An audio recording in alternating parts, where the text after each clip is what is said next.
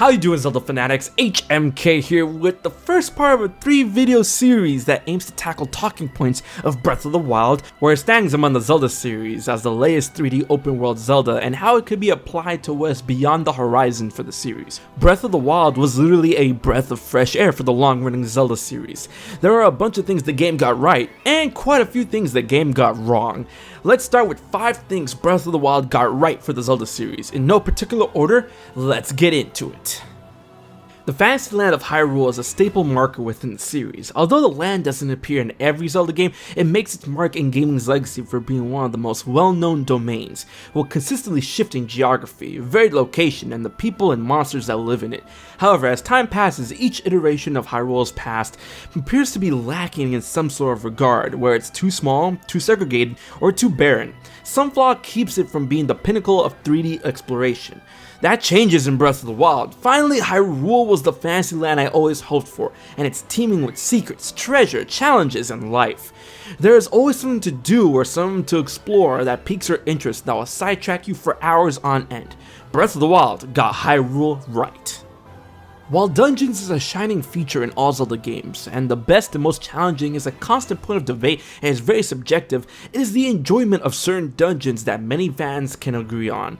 In that regard, I honestly do believe that the Divine Beasts in terms of dungeon ingenuity, progression, and enjoyment are something that Breath of the Wild has down pat. Divine Beasts were a very refreshing and puzzling takeaway from what we knew about standard Zelda dungeons, and with their gimmick, I feel they didn't overstay their welcome. To supplement the lack of what dungeons were in past Zelda games, shrines were a great addition and reward players in exploring the great land of Hyrule, finding and completing their wide and varied challenges, while also contributing to the satisfying goal of getting stronger in-game and attaining the Master Sword. Breath of the Wild got shrines and dungeons right. The game truly let you loose, unlike other games that came before it. While previous entries in the Zelda series tend to put you on a path of varying degrees of linearity, Breath of the Wild truly sets you to find your own path. That is after you get off the Great Plateau, which in my opinion is one of the most effective tutorial areas in gaming.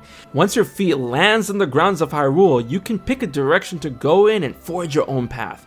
I mean, sure, the game would like you to hit up Kakariko Village first, but that's really up to you, and the game doesn't penalize you for doing so. In fact, it rewards you in its own way depending on where you go. Very few games give you this level of satisfying freedom, and Breath of the Wild got it right. The story and rich lore is something that has fascinated Zelda fans since the beginning, and with each new legend, more lore and story gets added or enriches the already long tapestry of the legacy that is Zelda.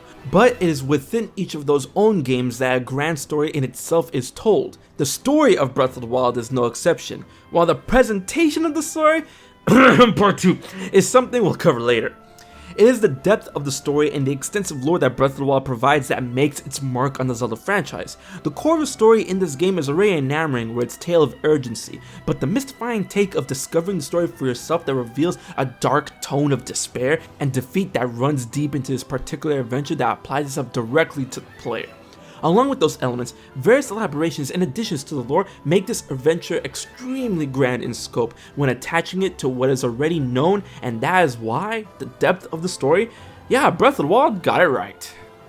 Breath of the Wild employs an incredible physics engine that has wowed gamers the world over, that not only encourages experimentation in many aspects, but it also rewards it with imaginative and sometimes hilarious results. And the physics go beyond to what you can do with the world. It also dives deep in what the world can do with you. To this day, I am still seeing people doing some wild stuff with the physics of the game and finding new ways to knock on the door that will otherwise break the game if opened.